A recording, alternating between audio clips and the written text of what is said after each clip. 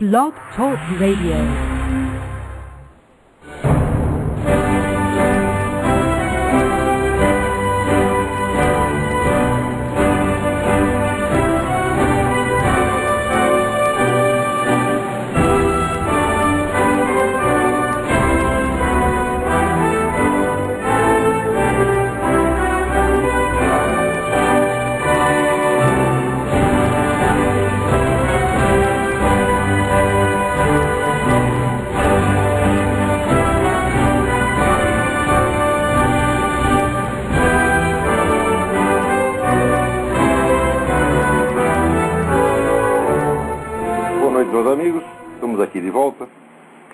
Sempre começamos esse programa invocando a Santíssima Virgem Maria, o Santo Padre Pio de Pietrelcina, para que roguem a Deus que nenhuma injustiça se cometa nesse programa. Eu queria lembrar vocês para dar uma olhadinha na nova sessão multimídia do Mídia Sem Máscara, onde, além de ter vários vídeos, alguns extremamente importantes para documentar aquelas coisas que nós estamos falando, também você tem os links das notícias que são comentadas aqui no Throat Speak, tá certo? Então, porque o pessoal pergunta, mas qual é a fonte disso, qual é a fonte daquilo? Bom, agora não precisa perguntar mais, porque já está lá. Também queria lembrar que no próximo sábado, às 5 horas, como sempre, teremos aula mais uma aula do curso de Filosofia Online, na página www.seminariodefilosofia.org.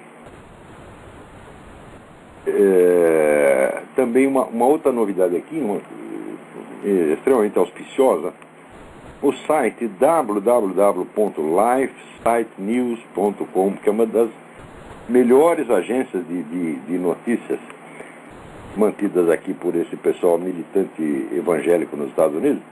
Agora tem uma versão em português, chamada Notícias Pro Vida. Para pegar o endereço direitinho, vocês vão lá no site original, www.lifesitenews.com, e tem lá o endereço direitinho da página em português. Até onde eu vi, as notícias estão muito bem traduzidas. E vou começar aqui comentando uma notícia que saiu no Live Site News, que é um negócio de arrepiar os cabelos, mas é arrepiar os cabelos do saco, não é os da cabeça. É os da cabeça, mais os do saco, e quantos mais você tiver, entendeu? Aqueles caras que são muito peludos vão virar um verdadeiro porco espinho, né? Olha aqui, a administração Obama mandou um requerimento à Suprema Corte dos Estados Unidos, pedindo que a Arábia Saudita, o governo da Arábia Saudita, seja protegido nas investigações sobre o 11 de setembro. Quer dizer, embora haja evidência suficiente de que houve ajuda da Arábia Saudita aos terroristas, o Obama está pedindo que não se mexe na Arábia Saudita. Mas isso é uma coisa impressionante, porque isso aí já é distorcer completamente as investigações. Você não pode investigar a Arábia Saudita, ela foi colocada pelo presidente acima de qualquer suspeita. Quer dizer, o pessoal diz que o Obama, quando foi na Arábia Saudita, disse que ele fez uma genuflexão dando o rei, né? Agora isso aí já passa, não é genuflexão, não é beijar a mão. Isso aí, minha gente, já é chupar pica, você está entendendo? É uma coisa assim, o sujeito está humilhando o país até o fim. É uma coisa absolutamente impressionante.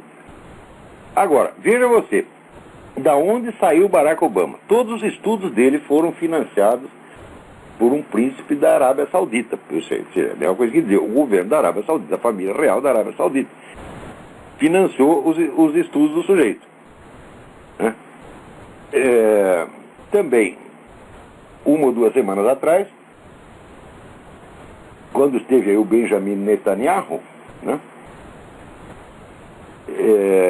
Ele já avisou o cara lá de Israel que ele não só quer que haja lá um Estado palestino, mas ele vai entregar Jerusalém para o Estado palestino.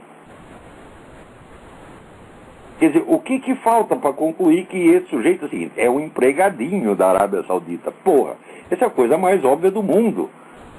Né? Nunca houve um caso de favorecimento assim ostensivo, assim escandaloso. Né? O simples fato de ele ter recebido dinheiro da Arábia Saudita já o torna suspeito. O simples fato de ele ter recebido dinheiro, mesmo que ele não faça nada em troca, mas ele usar o governo americano para oferecer essas molezas para a Arábia Saudita, até tornando imune a investigações de um crime hediondo que foi cometido contra esse país, é uma coisa incrível. Quer dizer, é claro que, para mim já está, agora toda dúvida que eu pudesse ter a respeito já acabou. Quer dizer, o Obama foi colocado lá propositadamente para destruir isso aqui, porque a primeira coisa que ele fez lá foi diminuir o orçamento das Forças Armadas. Segundo, revelar lá os memorandos secretos da CIA,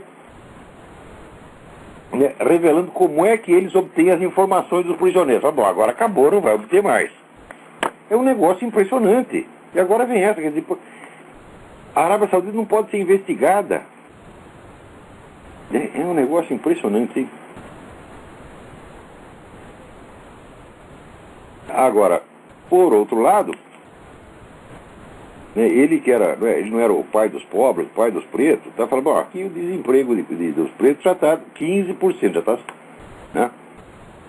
A média está 10%, entre os pretos está 15%. E mais ainda, a coisa mais linda aqui é que, onde tem desemprego nesse país, o desemprego nos estados governados pelos democratas é 20% a mais do que nos outros estados. Quer dizer, esse negócio de votar em Barack Obama é realmente pedir socorro para o bandido. Quer dizer, justamente o partido que está criando o desemprego vai pedir socorro para ele. Agora, é incrível que os mesmos caras que provocam essa situação, estão destruindo a economia, a segurança nacional americana, estão destruindo tudo, eles aparecem como se fossem os salvadores da pátria e não os autores do crime. Agora, no Brasil, todo mundo acredita nisso, porque a mídia inteira diz isso aí, que a crise mostra a falência do capitalismo liberal. Né? Quer dizer, o que eles entendem por capitalismo liberal é um capitalismo sujeito aos poderes políticos que pressiona, então, os bancos a emprestar dinheiro para quem não pode pagar, faz isso durante 30 anos e daí vem a crise. Daí eles dizem, o capitalismo liberal não funciona. O capitalismo liberal não funciona porque ele deixa vocês à solta. Porque quem faz isso tinha que estar na cadeia.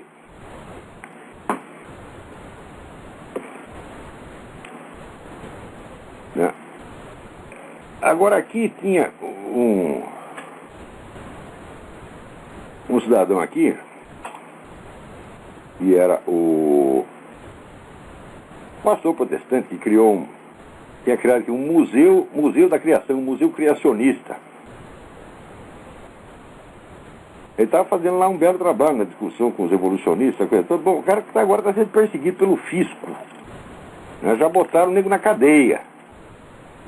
Quer dizer, usar o fisco como instrumento para perseguir os inconvenientes é um hábito no Brasil.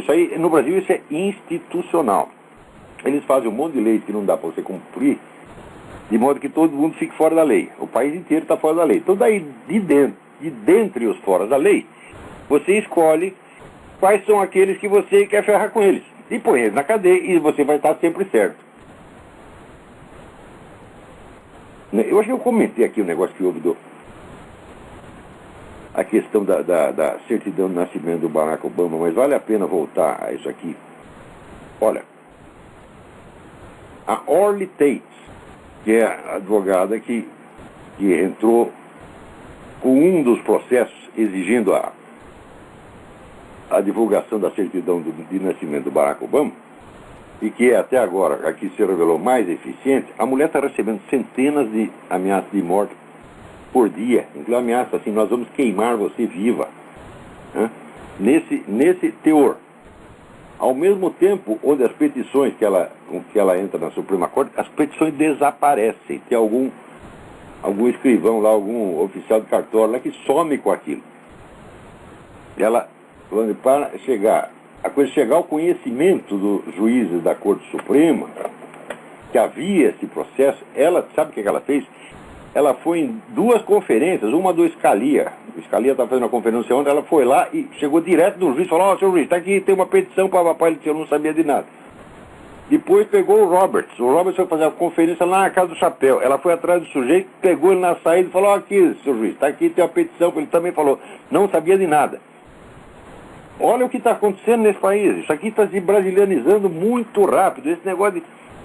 Olha, eu sou uma vez de um ex-ministro, não vou dizer o nome porque eu não tenho prova disso aí, mas contato para um cara do cartório que ia lá um processo e a prova do processo era um cheque que estava anexado no processo. Né? E o advogado, que depois virou ministro, né, foi surpreendido assim, ele estava lendo o processo, só que ele era muito míope, então ele estava lendo com o nariz encostado assim no processo e ele comeu o cheque. Né? Então, isso aí é um procedimento brasileiro que agora está ficando moda aqui. Você come os documentos, né? Você come as provas, daí o processo, né, acaba. Por falar nisso, o que o Obama declarou que esse aqui é o mês gay nos Estados Unidos, né? Quer dizer, aqui agora, é mês gay, atenção, é mês gay no cu dos outros. Você está entendendo? Né? Isso aqui, entende, né? Também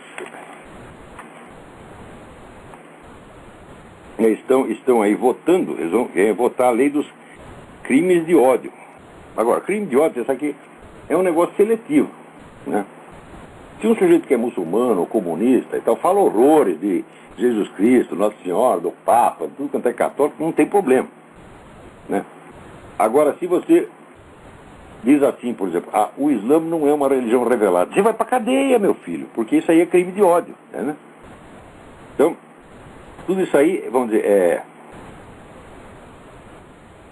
e a bandeira que eles levantam é aquele tal do Matthew Shepard, né? Que é um cara homossexual que foi assaltado e assassinado por pessoas que não tinha nada a ver, não foi crime de ódio de maneira alguma, eles mataram o sujeito para assaltar.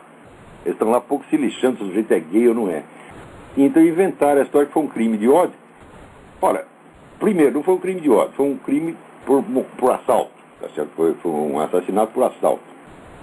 Né? E segundo, os assaltantes estão todos na cadeia cumprindo pena. Quer dizer, qual foi a discriminação que o sujeito sofreu? Nada. Né?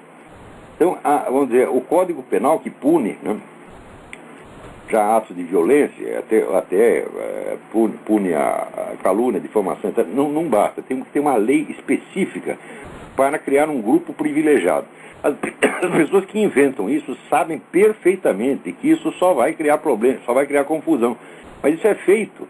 Não é para proteger esse grupo, é para criar confusão mesmo. Isso é para corroer o edifício jurídico. Eu estou explicando isso faz tempo. Agora, acontece que as pessoas que são contra, né, por exemplo, elas são contra o abortismo, são contra o casamento gay, são contra essa legislação anti-homofóbica, essa coisa. Eles combatem um por um e ficam discutindo, quer dizer, a matéria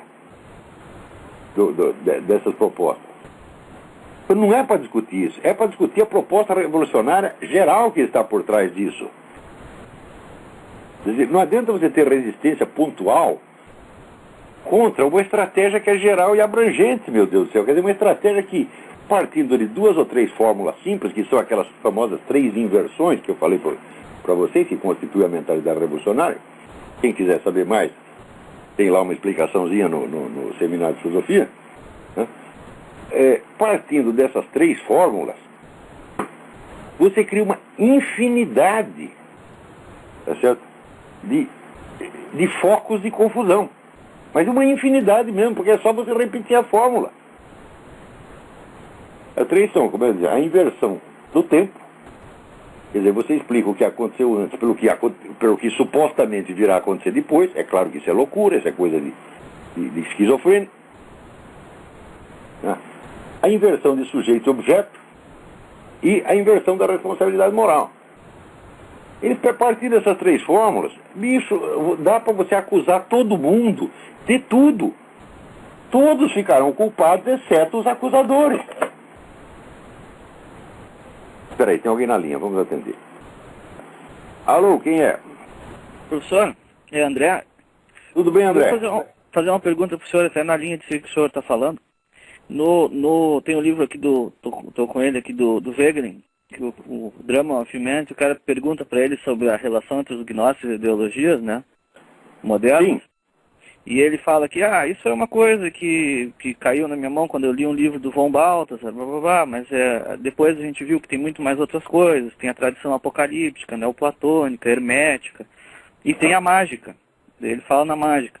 Ele diz que ele estava lendo um livro do Thorndike, da Universidade de Colômbia, que eram 8 volumes sobre a história da mágica, e que ele ainda não tinha tido tempo para digerir aquilo, e que ele achava que aquilo poderia ser importante no entendimento da gênese desse pensamento moderno, que ele considera um pensamento mágico, né? Que é uma operação de modificação da realidade. Eu queria saber, assim, se o senhor conhece essa obra desse autor aí. Lynn Thorndike, eu tenho essa coleção inteira, já li 20 anos atrás.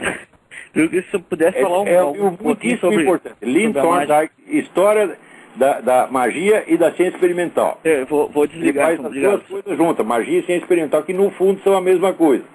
Tchau, vou desligar, obrigado. Se então, puder, isso aí falar um pouquinho sobre isso. Importante. O Wegelin, ele lançou primeiramente aquela hipótese de que as ideologias revolucionárias de massa eram descendentes em linha direta do gnosticismo. Depois ele foi descobrindo que tinha outros elementos, e outros. Por exemplo, o negócio milenarista. E, bom, eu acho que a dificuldade, o problema que o Wegelin colocou é um dos mais difíceis da historiografia universal. E ele levou a coisa até um certo ponto, e a pesquisa dele ficou inconclusiva. Como ficou inconclusiva a famosa pesquisa do Max Weber sobre as relações entre religião e economia. O que importa não é ter chegado à conclusão, porque, como dizia São Tomás de Aquino, verdade é filho do tempo. Cada um tem que pôr um pedaço. A gente vai avançando o negócio, chega uma hora que a coisa fica clara. E eu acho que o Wegelin não conseguiu chegar a uma solução definitiva, porque, não digo definitiva, mas a uma solução que pelo menos aplacasse as perguntas, né, e objeções possíveis, porque ele se ateve ao conteúdo dessas ideologias. E eu acho que encontrar uma unidade do movimento revolucionário do ponto de vista de conteúdo é impossível. Daí essa minha pesquisa, Mentalidade Revolucionária, da qual já publiquei vários extratos, onde eu me atenho ao aspecto formal. Quer dizer, você reduz todo o discurso dos fulanos às suas premissas fundamentais. Não premissas de conteúdo, mas premissas formais, aqueles elementos que estruturam a lógica do discurso deles. E aí você encontra a unidade. Na hora que você encontra a unidade, você percebe que este conjunto de inversões, ele foi sendo formado aos poucos por agregação de elementos de várias proveniências. Por exemplo, a inversão do tempo já estava dada nas doutrinas milenaristas desde o tempo do Antigo Testamento. Onde você está falando de um milenarismo, o que é um milenarismo? É a ideia de que, vamos dizer, de uma era de paz e justiça futura, que vai ser a culminação da história humana. Então, o sujeito parte do princípio de que ele já conhece o fim da história. E daí ele passa a analisar todo o restante da história a partir daquele futuro hipotético. E eu já expliquei para você que eu não lembro se expliquei aqui ou se expliquei no seminário de filosofia. Vocês também me desculpem, porque eu falo para tantos públicos diferentes que às vezes a gente pensa que falou uma coisa para um sujeito e falou para o outro. Isso já vinha me acontecendo. Como dava aula em 5 estados, né, eu às vezes chegava no Paraná e prosseguia a aula que eu tinha dado em Minas. Né, e o pessoal não sabia do que eu estava falando. Se acontecer, vocês me avisem, por favor. Eu não sei se falei aqui ou no seminário. Quando Jesus Cristo diz, não é para vocês saberem, né, a data do final dos tempos, ele diz uma coisa fundamental. Se você não sabe quando algo vai acontecer, você não sabe qual é o contexto histórico em que vai acontecer. E se você não sabe qual é o contexto histórico, você não sabe nada a respeito. Porque um fato qualquer, ele muda de significado, muda de relevância completamente se acontece em contextos diferentes. Então, no fim das contas, ele disse o seguinte, não é para vocês saberem nada a esse respeito. E, de fato, ninguém sabe nada. Tá certo? Então, viver na incerteza do fim faz parte da estrutura da realidade, faz parte da estrutura da condição humana. É isso que Jesus está ensinando para nós. Agora, se você não está aguentando a condição humana, você não está aguentando a incerteza, você inventa um negócio hipotético, um futuro hipotético, e passa a reinterpretar o presente e o passado à luz dele e acha que está sabendo tudo. Isso aí não foram os revolucionários que inventaram. Esse elemento já estava pronto nas doutrinas milenaristas. Veja que no cristianismo houve uma certa efusão de milenarismo nos primeiros séculos. Depois veio Santo Agostinho e botou fim naquele negócio. Mostrou que aquilo tudo era um absurdo. E daí, durante 1000 anos, não se falou mais disso. Quando passam 1000 anos do tempo de Agostinho, Agostinho é século IV. Quando chega lá pelo ano de 1400, quer dizer, 1000 anos sem falar essa besteira, o negócio começa a pipocar de novo. E começa a pipocar no momento em que a igreja entra em crise. Aquele negócio da transferência do papado para Avignon, né? A Roma ficou, né, sem autoridade. O pessoal chegou a ver. A cidade ficou não só sem autoridade papal, ficou sem autoridade nenhuma, virou um caos. Foi entregue para os bandidos, né? Então a igreja começa a fraquejar, e daí o que acontece? O pessoal tira do baú aquelas várias doutrinas milenaristas. Milenarismo é uma doença que aparece sempre que a situação engrossa, né? Por exemplo, os judeus sempre tinham doutrina milenarista antigamente, né? Claro, antes de Cristo. Quando eles foram expulsos da Espanha, começa a aparecer doutrina milenarista no meio do judeu para todo quanto é lugar. O sujeito está desesperado, ele começa a inventar que ele tem um futuro brilhante, tá entendendo? É compreensível isso aí. Mas o milenarismo em si não é revolucionário, mas ele traz um dos elementos formais da mentalidade revolucionária, que é a inversão do tempo. E outras correntes vão trazendo outros elementos. Alguns elementos... Eu me atei à minha pesquisa, eu esqueci um negócio que chama ideologia. Eu não quero saber de ideologia, né? Por quê? Porque a variedade de ideologias revolucionárias é imensa. Então você não vai encontrar uma unidade do ponto de vista ideológico, né? Então, eu vou me ater aos elementos lógico-formais e aos elementos estratégicos. Por quê? Embora você tenha ideologias diferentes, não existe muitas maneiras diferentes de você empreender uma revolução. Porque o que é uma revolução? A revolução, eu defini formalmente revolução como uma promessa de futuro abrangente, quer dizer, para toda uma sociedade ou para toda a humanidade, a ser realizada mediante a concentração do poder. Tá certo? Então, para fazer isso, não existem tantas estratégias assim. Então, o que é importante não são os elementos ideológicos, não é o conteúdo das promessas. São os elementos lógico-formais e os elementos estratégicos. Então, os elementos lógico-formais foram sendo dados por diferentes proveniências. Tá certo? Por exemplo, quando aparece, vamos dizer, na Reforma Protestante aparece, sobretudo com o calvinismo, a ideia de que os agentes da transformação são pessoas santas, que elas não podem fazer o mal, entendeu? Foi Calvino que disse isso, não, mas houve revolucionários na época que, de maneira explícita ou implícita, passavam essa ideia para as pessoas. Se você está do nosso lado, se você está lutando pelo advento do reino do Cristo, tudo que você fizer é bom. Então já é a inversão da responsabilidade moral. Quer dizer, se eu matei você, a culpa é sua, porque tu é um pecador e eu sou um santo. Esse é o segundo elemento que vai se incorporando, não só dessa fonte, muitas outras, né?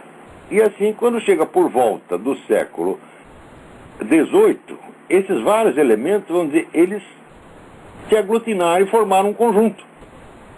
Então, na Revolução Francesa, você já vê todos esses elementos juntos, operando na prática, mas você não vê o quê? Você não vê uma teoria geral da Revolução.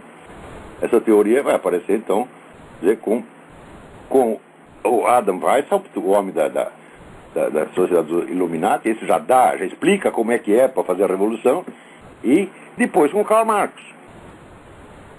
Então, essa é a solução do problema. Certo? Eu já publiquei alguma coisa disso aí, né? Espero terminar logo o livro, mas mesmo que não saia do livro, a tese já está publicado em artigos de jornal, em aulas que eu gravei, etc. E tem até em Portugal, né? Lá na Universidade Católica de Lisboa, A minha teoria da mentalidade revolucionária já é objeto de uma tese universitária do Bruno Garcharme, né? Que é, vamos dizer, aí no nosso universo bloguístico, uma das pessoas mais inteligentes e talentosas. Quer dizer, eu fico muito feliz de que uma pessoa de que esse assunto esteja estudado por uma pessoa dessa capacidade como o Bruno Garcharme, né? Então, vamos dizer, a minha teoria da mentalidade revolucionária já é uma coisa que ela já existe, embora não tenha sido publicada em livro. Ela foi publicada por outras maneiras. E ela é, vamos dizer, a etapa seguinte da pesquisa do Wegelin. Eu estou pretendendo, vamos dizer, partindo do que o Wegelin levou a coisa até um certo ponto, fala, bom, e agora, qual é a pergunta que sobrou? A pergunta que sobrou é a seguinte: o Wegelin não conseguia saber qual é exatamente o papel desses vários elementos. Ele não conseguia articular esse, né? Ele se aprofundou no gnosticismo, né? Mas, no fim da vida, ele percebia que o negócio milenarista tinha um certo peso. Qual é o peso? E qual é a contribuição específica de cada um? Pois é exatamente isso que eu estou tentando responder, porque acontece que Wegelin morreu e nada mais disse, nem lhe foi perguntado, tá entendendo? Então a gente tem que pegar a bola e continuar. Espera aí, tem mais alguém na linha aí? Alô? Alô, Olavo? Eu? Alô, Olavo, tudo bom? Eu mesmo. Olavo, você falou que é o mês gay, aí eu lembrei um negócio que não tem a ver, só por nome. Você conhece um historiador chamado Peter Gay? E o que tem a dizer sobre ele? Isso, o Peter Gay não é gay. Claro, só pelo nome, eu lembrei. Eu estava com essa pergunta já faz tempo e resolvi fazer. O que o senhor pode dizer a respeito desse historiador? Olha, é um homem altamente competente, mas em certos pontos não muito confiável, porque ele, por exemplo, ele tem aquela idealização do iluminismo, né? Porque sempre que o sujeito pega uma coisa e decide ver só pelo lado bom ou só pelo lado mal, bom, ele pode acumular, né? Por exemplo, se eu quero provar que eu sou um santo, né? Eu pego tudo que eu fiz de bom na vida e vou contando. Quando chega ali pela página 30, você fala, pô, lá vai um santo mesmo. Só abstrair as cagadas que eu fiz, abstrair meus pecados, eu fico parecendo santo. E agora, aquela acumulação de fatos, ela é verdadeira em si. Não é isso? Então, aí, agora, aqui vamos contar a parte, pô, tal dia lá o Olavo tocou punheta, tal dia ele mexeu com a mulher do vizinho, tal dia ele tomou poro, ficou bêbado, caiu da rua. Se conta essa outra parte, acabou a imagem da minha santidade, entendeu? Então, o Peter Gay, ele idealiza um pouco. Eu só li um livro dele, que é esses dois livros sobre o iluminismo, né? E eu acho aquilo muito exagerado. Por quê? Existem estudos hoje maravilhosos sobre o lado obscuro e irracional do iluminismo. O iluminismo foi a época que mais proliferou bruxaria, feitiçaria, ocultismo. E ele esquece tudo isso, porra. E pensa aquele negócio que foi, né, a era da razão. Sabe? O que era da razão? Nada. Quando o Goya fez aquele quadro, que dizia, El sueño de la razón produce monstruos, aquele quadro era a imagem do iluminismo. Quer dizer, os camaradas, mesmo pessoas que adoram o iluminismo, mesmo a contragosto, estão começando a estudar essa coisa. Hoje você fica horrorizado. Aquela racionalidade era uma casquinha para encobrir ocultismo e bruxaria do mais brabo, do mais podre, do mais estúpido que pode haver. Eu dei uma olhada num livro dele que me pareceu muito bom, chama Modernismo, né? Modernismo em inglês. Não sei se o senhor conhece esse livro específico. Esse eu não estou falando, só li o livro dele sobre o iluminismo. Mas assim, eu dei uma olhada por alto, né? 10 anos atrás, eu tenho a imagem que eu guardo do livro é meio esquemática, tá, né? Então, mas eu dei uma olhada assim por alto, né? Aquela leitura superficial que o Adler fala, mas ele me pareceu até, nessa leitura superficial, ponderada a respeito do iluminismo, né? Mas pode ser que ele tenha mudado, não sei. Claro, pô, todo mundo evolui, todo mundo aprende. Agora, o Peter Gay sempre diz o seguinte: eu sou um cara da esquerda. Quer dizer, isso aí é um problema. Quer dizer, eu não posso dizer que eu sou um cara da direita, porque no Brasil não tem direita nenhuma. Eu sou uma aberração no Brasil, né? Eu não sou o líder de um movimento, não sou um adepto do movimento, não sou ideólogo do partido, né? Eu, como diz, eu sou apenas eu mesmo, né? Foi o máximo que eu consegui ser até hoje, foi eu mesmo. Não consegui nada melhor que isso, tá certo? Agora, o Peter Gay não, é um cara que está dentro de um movimento, né? E quando o cara está dentro de um movimento, aí é um pepino, entendeu? Que sempre vai puxar a brasa para a sardinha. Né? E eu acho que para procurar a verdade do a quem doer, tá entendendo? Não esconder nada. Nada. Quer dizer, também você não pode contar tudo, porque senão você se desorienta. Quer dizer, mas quando você seleciona os fatos, você tem que selecionar de modo a montar um problema primeiro. Tá certo? O Benedetto Croce já falava contra um negócio que dizia a historiografia sem problema historiográfico. Eu digo, se não tem problema, não tem história, meu filho, porque a vida humana é problema. A vida humana é só pepino, é só encrenca. Tá, né? Então, tem que montar as coisas sob a forma de problemas, de enigmas, de contradições, e daí você resolver. Entendeu? Não é contar tudo linearmente, como se fosse tudo bonitinho ou tudo feio. Geralmente, quando é a sua história, é tudo bonitinho. Quando é do inimigo, é tudo feio. Fala, bom, então não tem problema. Está tudo resolvido. Cada um lê os livros da sua corriola e fica todo mundo satisfeito. Alô? Quem é?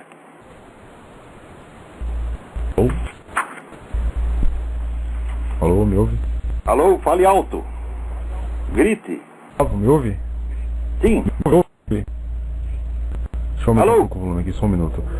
Fale alto. Alô, tudo bem? Tudo bem? Quem é? Sou Antônio de São Paulo. Antônio de São Paulo. Tudo bem? Isso, eu cheguei um pouco atrasado, eu gostaria de fazer uma supervisão lógico relacionado ao primeiro caso que você tocou. Sobre essa questão de gaysismo e tudo mais, é uma... Peraí, não ouvi. Pela filha e pela pátria. Questão do quê? É sobre a primeira questão levantada do senhor, gaysismo. Sim. Todo esse... Se possível, uma divulgação de um pequeno manifesto que em São Paulo, é permitido? O senhor me dá permissão para isso? Olha, esse negócio de gaysismo, assim, por que só existe movimento gay onde não existe perseguição aos gays? Perseguição gay existe em todo o mundo islâmico, existe em Cuba, existe na China, e lá não tem movimento gay nenhum. Aí os caras vão fazer movimento gay em Nova York, e na Califórnia, onde todo mundo é gay e só puxa o saco deles. Então esse movimento é uma farsa, isso é uma palhaçada, isso é luta pelo poder e dinheiro. Esse negócio é para comedeira de dinheiro e ambição de poder e só. Isso é tudo uma farsa. Agora você vê no Brasil, esta semana, teve aí um palhaço, um charlatão, vigarista, que publicou um tal de não sei que, Wertheim, que publicou aqui um artigo, né? Você sabe que está aqui? Não. Publicou um artigo na Folha, dizendo o seguinte: olha aqui a prova de que existe discriminação anti-gay no Brasil. Nós fizemos uma pesquisa e 63%, entre estudantes, 63% disseram que já viram atos de discriminação. Quer dizer, isso aqui já virou, isso é charlatanismo institucionalizado. Foi a mesma coisa que a revista Isto É uma vez fez uma pesquisa dizendo aqui a prova definitiva de que existe racismo no Brasil. Nós consultamos as pessoas e 80% diz que existe racismo no Brasil. O que quer dizer, o que passa a ser o que é pesquisa de opinião passa a ser alegado como prova de um fato. Quer dizer que se 70% das pessoas acreditam em duende, quer dizer que existe duende, porra. Isso aí é um atentado. É a base da manipulação. Isso aí no Brasil já virou, aqui também já virou institucionalizado. Então esse Wertheim que escreveu na Folha, isso eu não lembro o primeiro nome dele. Tu é um charlatão, tu é um vigarista. Diz que é sociólogo caralho, meu filho. Você confundir a pesquisa de opinião com prova de um fato. E o primeiro, essas pessoas, 63% que dizem que viram ato de discriminação, não, elas viram ato que elas interpretaram como de discriminação. Então aí já é a opinião da opinião. Isso não prova fato nenhum. Agora, você dizer que isso prova um fato, isso assim, é uma coisa tão elementar no método científico, tão elementar, que o sujeito que faz isso deveria ter os seus títulos universitários revogados na mesma hora. Tu não é doutor, tu não é mestre, não é coisa nenhuma, tu é um semanalfabeto, Wertheim. Essa tem sido a base de toda a manipulação. Pesquisa. Essa tem sido a base de toda a manipulação aqui, manipulação de pesquisa, mídia e tudo mais. Agora, veja, o que eles fazem com os gays em Cuba? O sujeito Primeiro, gay vai preso, o sujeito aparece com viadagem, Cuba vai pra cana. Se pegar AIDS, eles te isolam pro resto da sua vida. Tá certo? Tu vai lá pro isolamento e nunca mais sai. Isso é um tratamento cruel e desumano. Era contra isso que tinha que ter passeado o dia inteiro. Tem que ter passeado dentro da embaixada de Cuba, tá certo? Chamando os caras de filha da puta pra baixo. Tá certo? Criminoso, assassino. Isso tem que fazer. Agora, veja, isso aí eles não fazem movimento. Outro dia fizeram pela primeira vez e esboçaram um tímido protestinho. Pela primeira vez depois de 40 anos de encher o saco. Né? E diz, eu fui discriminado. E a contra-comunismo não pode, né? O padre disse que é pecado o que eu estou fazendo. Então tem que botar o padre na cadeia. Agora, os caras que matam homossexuais, não, isso aí pode. Que merda é essa, porra? Ele depois não quer que eu diga palavrão. Se educadamente uma coisa dessa. Eu sei que eu estou lidando com vigarista, com charlatão, com comedor de dinheiro público. Qualquer pessoa, olha, qualquer sujeito que escreva essas coisas está facilitando roubalheira, porra. Então, para concluir, você falar que, bom, durante o ano nós temos aí passeatas gays, e uma coisa que está sendo muito esquecida, principalmente pela juventude aqui no Brasil, é valores familiares. Como você tem sido nosso professor ensinando muita coisa, principalmente para mim, existem sim, aqui no Brasil, focos de resistência. Claro que existe. Chamado Resistência Nacionalista. Resistência Nacionalista já diz tudo. É um grupo de direita que tenta... São grupos isolados. Exatamente, são isolados e são recriminados. Você está entendendo? Então, isso não adianta. Tem que ter um diagnóstico geral do problema e tem que ter uma estratégia geral. E esses vários grupos, eles continuam batendo naqueles pontos em particular, mas desde uma perspectiva geral, que é como faz o pessoal da esquerda. Eles também lutam por pontos específicos, mas eles estão articulados entre si, porque eles têm uma estratégia geral. Então, enquanto esse pessoal tem humildade... É o que falta. Humildade, para ouvir o que eu estou falando, porque, olha, é o seguinte, aí aparece o sujeito que assim, é filho de banqueiro, é deputado, é senhor doutor, e eles acham que sabem alguma coisa, não sabem nada. Eu passei minha vida estudando isso, esse pessoal ouvindo humildemente. Todos esses deputadinhos, esses presidentes das associações, então, tinha que estar lá, ô professor, o que é para fazer? O dia que eles fizerem isso, eu vou ensinar para eles e vai dar certo. Agora, não querem ouvir, porra, são um bando de idiota. É gente que nunca estudou o assunto e que não respeita o parecer de quem estuda o assunto há mais de 40 anos, porra. Quer dizer, tem garoto aí, o sujeito acabou de chegar, ouviu falar, por exemplo, de Eric Wegener, ele vai lá dar uma lambida no Eric Wegener, sai cagando regra.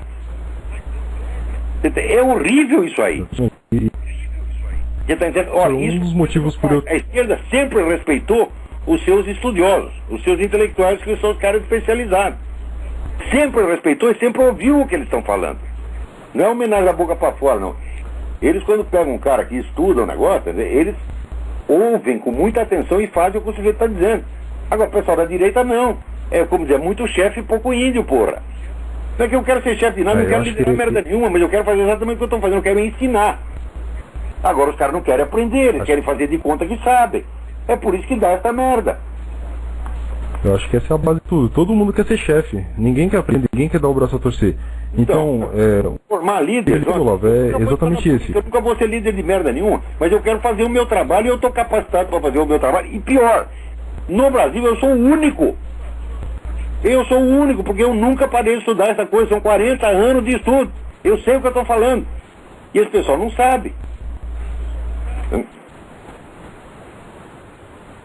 Peraí, tem mais dois na linha para falar. Dois na fila. Obrigadão pela sua contribuição aí. Pedimos exatamente isso ao senhor. Continue com o seu trabalho, que tem feito diferença para pessoas aqui, como nós. Obrigadão. Tem feito muita diferença na nossa vida, tem iluminado muitos caminhos. E dessa geração dos meus alunos, sobre o pessoal que está fazendo o curso do Seminário de Filosofia, que estão fazendo a única coisa que vai dar certo nesse país. É a formação de uma nova geração de intelectuais sérios. Isso é a única coisa que tem futuro. Os movimentos políticos não têm futuro.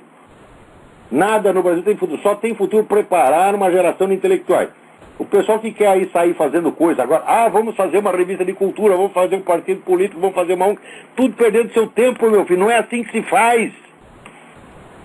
Eu sei que não é assim que se faz, por quê?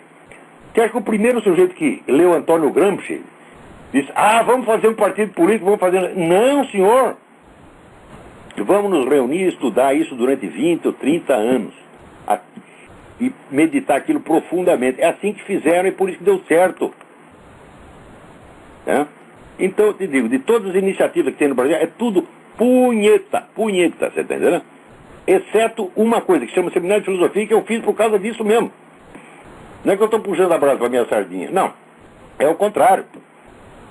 Eu puxei a sardinha para minha brasa, tá entendendo? Quer dizer, eu fiz o Seminário de Filosofia porque eu sei o que é para fazer. E esse pessoal não sabe. Então, vamos lá. Por enquanto, o que é para fazer? Nós temos que preparar uma geração de intelectuais. Dessa grande geração de intelectuais sairá uma geração de líderes políticos. Mas isso é para daqui 20 ou 30 anos. Eu digo, e quanto tempo você acha que a esquerda brasileira levou para chegar ao poder? Levou 40.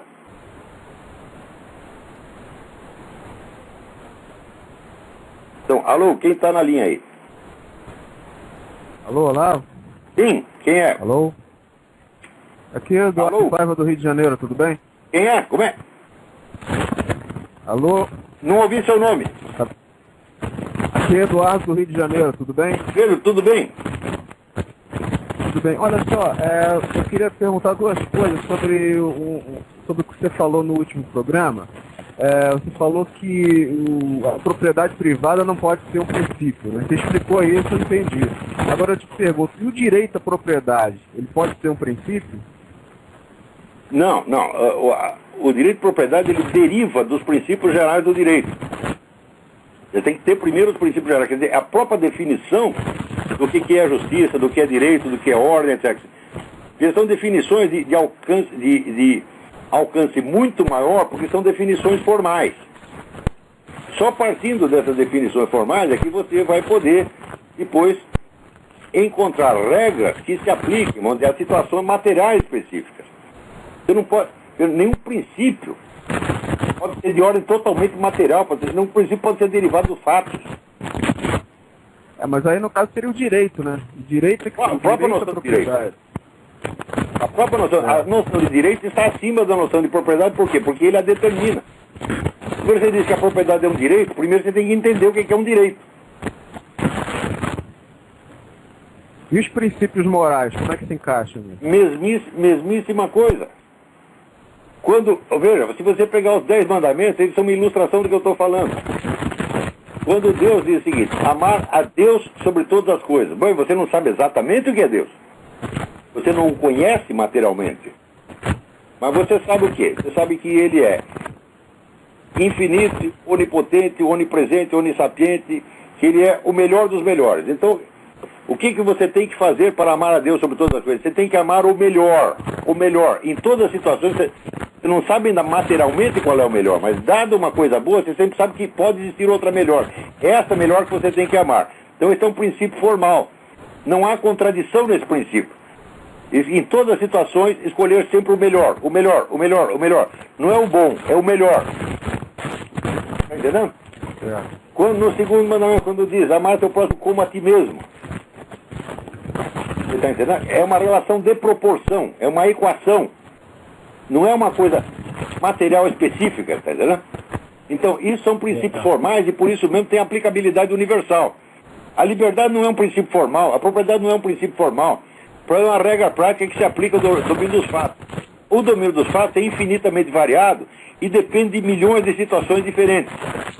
Então, nenhuma dessas regras pode ser elevada a um princípio universal, porque sempre vai levar à contradição. Se você pega a propriedade como direito absoluto, tá certo? Não há prova de que o feto que está na barriga da mãe não seja a propriedade dela. Não. Você tem que definir o que é. É impossível definir o que é propriedade, tá certo? O que é propriedade e o que não é, tem discussões intermináveis. Então, não é um princípio autoexplicativo. Está compreendendo? Certo, mas é uma coisa enormemente complexa. Certo, isso foi explicado no último programa, mas o direito à propriedade já não seria um princípio em si? Não, porque o direito à propriedade é uma aplicação da noção geral dos direitos. E, além disso, a propriedade não se autodefine. A propriedade é uma coisa cuja própria definição depende de outras variáveis, depende de variáveis de ordem sociológica, histórica, etc, etc. Por exemplo, quem tem o direito à propriedade? A noção de propriedade não esclarece isso. Mais ainda, não só quem tem o direito à propriedade, mas o que pode ser propriedade? Porque o ser humano pode ser propriedade de outro. Durante séculos você admitiu que podia. Os donos de escravos tinham propriedade. Então você vê como é problemática a noção de propriedade. Está entendendo? Ela não é uma coisa simples como o princípio de identidade, como o primeiro mandamento, ou como os princípios do direito. Você falar o direito à propriedade, tá bom. Também não resolveu nada, porque você ainda vai ter que definir o que é propriedade e quais são os limites desse direito. Existem limites à aplicação do princípio de identidade? Não. Existem limites à aplicação do primeiro mandamento? Não. Existem limites à aplicação do segundo mandamento? Não. Porque jamais levam a contradições. Agora, existem limites ao direito de propriedade? Sim. Porque o direito de propriedade é relativo a outros tantos direitos. Isso é a prova de que ele não é um princípio. Ele é uma regra entre outras regras. E tem que, vamos dizer, a aplicação de uma depende da aplicação da outra. Agora, a aplicação do princípio de identidade A igual a não depende de nada. A aplicação do primeiro mandamento não depende de nada.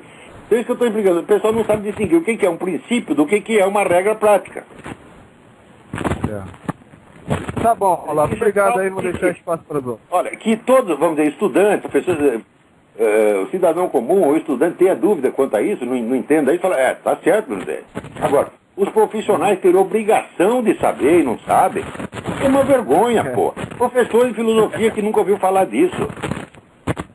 Essa é uma vergonha, pô. Esses caras têm que ser demitidos, tem que levar um pontapé no meio do cu. Ela vai ser varredor de rua, vai ser frentista de posto de gasolina, vai plantar batata, que nem fez o homem da SBPC, o Enio Candotti. Enio Candotti discutiu comigo, desistiu de discutir, foi literalmente plantar batata, que é uma coisa que ele sabe fazer.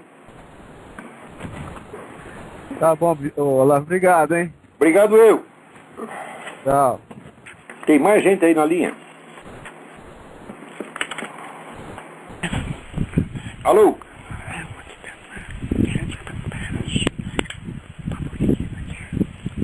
Alô? Já que não está falando nada, eu vou comentar aqui, ó.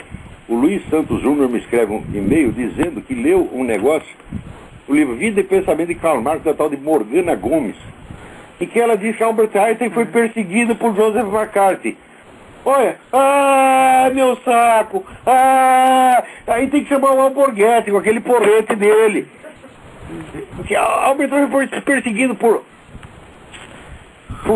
Joseph McCarthy. Eu vou dar uma resposta educada pra você, Morgana Gomes. O caralho. Tá? O comitê McCarthy só interrogava funcionário público. Tá? Albert Einstein não era funcionário público, mesmo porque era estrangeiro. Tá certo? Tem gente que acredita que até o McCarthy perseguiu a turma do cinema. Digo, não passou jamais um ator ou diretor de cinema pelo comitê McCarthy. Nunca. Passou por um comitê da Câmara dos Representantes que não tinha nada a ver com o McCarthy, que foi antes do McCarthy. Quando McCarthy, o comitê do Senado só interrogava o funcionário público. E mais ainda, todos aqueles que ele acusou, hoje sabem que era um agente comunista mesmo, porra.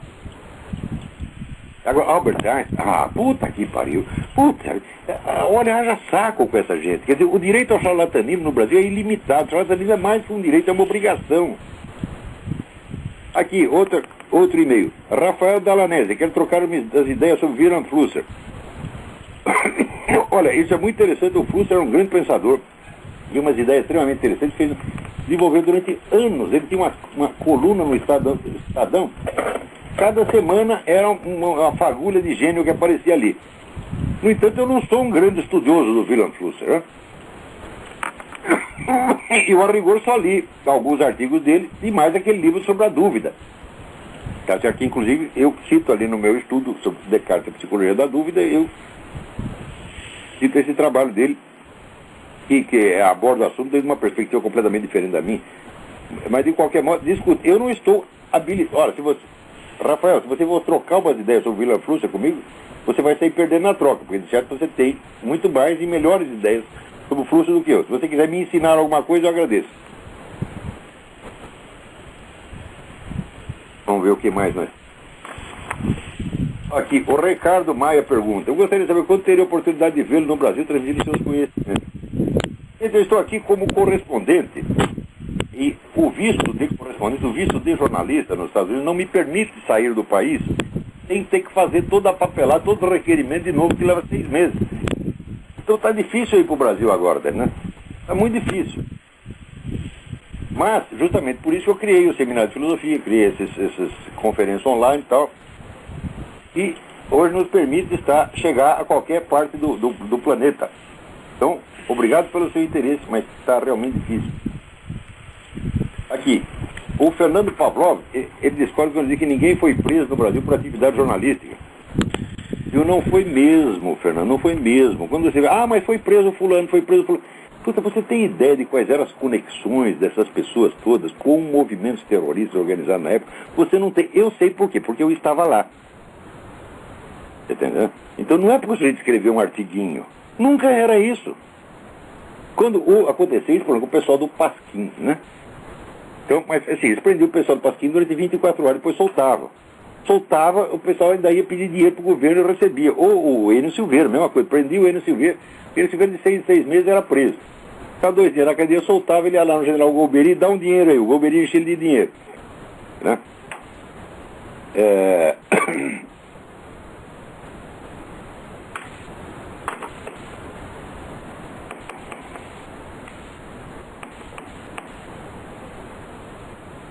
Sustento minha admiração e respeito, mas não sou como uma grande massa de seus ouvintes que confunde admiração com devoção religiosa. Isso é outra besteira brasileira. Olha, Fernando, aqui, para com isso.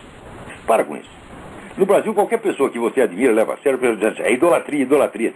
No Brasil é proibido admirar. Olha, a admiração que esse pessoal todo tem por mim é zero perto da admiração que eu tenho. Por exemplo, por, sei lá, grande escritor, Jorge Bernanos, certo?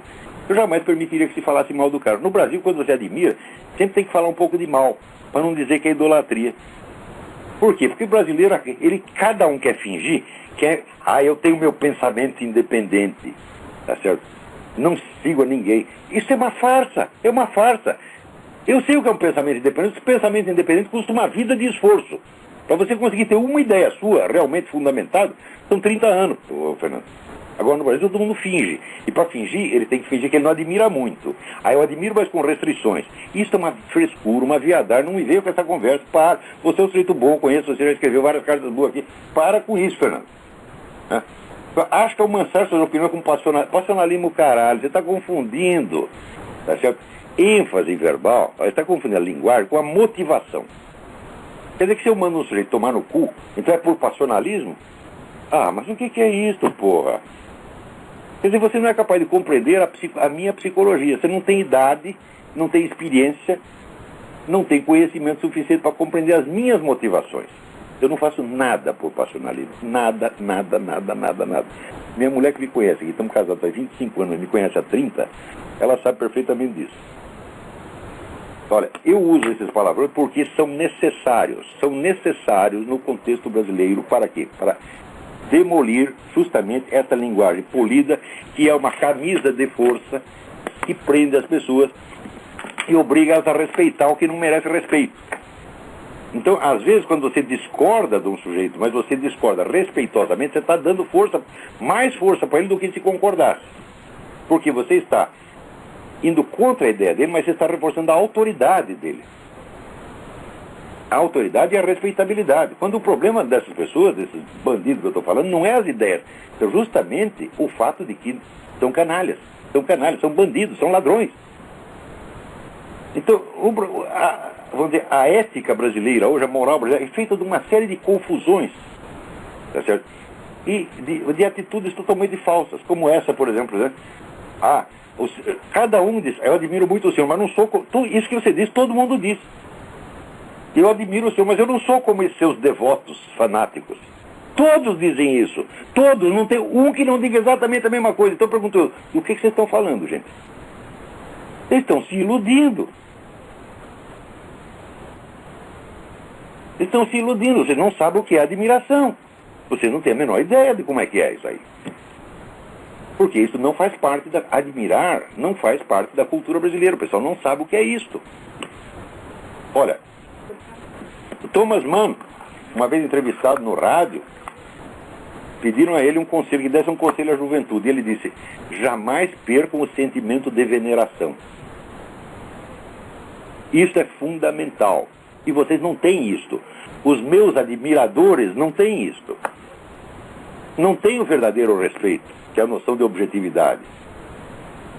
Tanto que todos fazem questão de dizer, admiro o seu, mas não admiro que nem os seus fanáticos. Por que? Isso é inveja. É? O brasileiro não pode gostar de uma coisa sem falar mal dos outros que também gostam. Porque quer mostrar que ele é diferente, que ele é independente. Para quê? Que vaidade é essa? Eu nunca disse, olha, eu admiro o Voegelin, mas não sou como aquele cordão de puxa-saco. Eu não tenho nenhum problema se eu dizer, ele tem veneração pelo Voegelin? Tenho.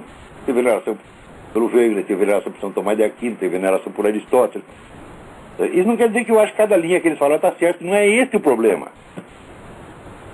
É primeiro que o pessoal também confunde a admiração com a concordância. Tá certo? E mais ainda, o pior é achar que a gente está em busca de admiração. Eu não quero admirador, eu quero estudante, meu saco. Um admirador é apenas um membro do público. Agora, um estudante é alguém que tem uma fidelidade e uma veneração. E que vai estudar cada linha que você falou. Tá certo? Mais tarde, ele pode discordar de tudo, não tem nenhum problema. Não tem realmente nenhum problema.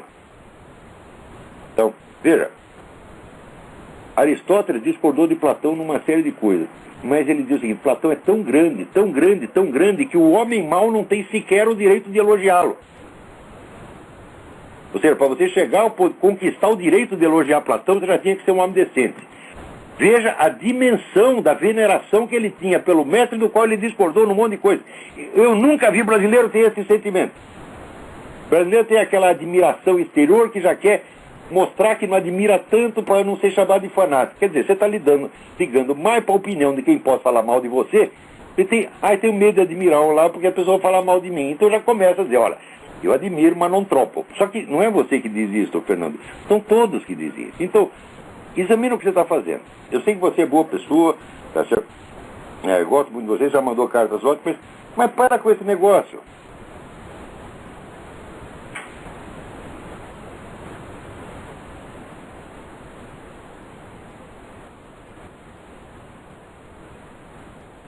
Outra coisa, Fernando, segundo eu falo esse negócio dos jornalistas brasileiros, de coisas que aconteceram há 40 anos. Olha, há 40 anos eu estava na mídia brasileira, todos os dias.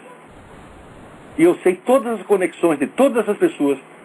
Porque eu não só estava na mídia, mas eu estava no movimento clandestino. E você não sabe. Então, quando um sujeito desse era preso, imediatamente a mídia fazia questão de mostrar que ele tinha sido preso como, foi atentado contra a liberdade de imprensa. Quando, na quase totalidade dos casos não foi. E eu sei porque eu estava lá e você não sabe. Eu era um jornalista, na época dos acontecimentos, era um jornalista e era um militante da esquerda. Eu sei o que aconteceu.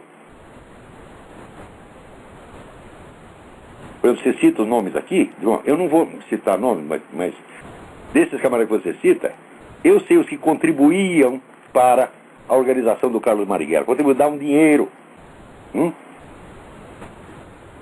Então, você não está preso que é jornalista. Está preso que está ligado ao movimento clandestino, meu filho. Não há nenhuma exceção. Nenhuma. Presta atenção.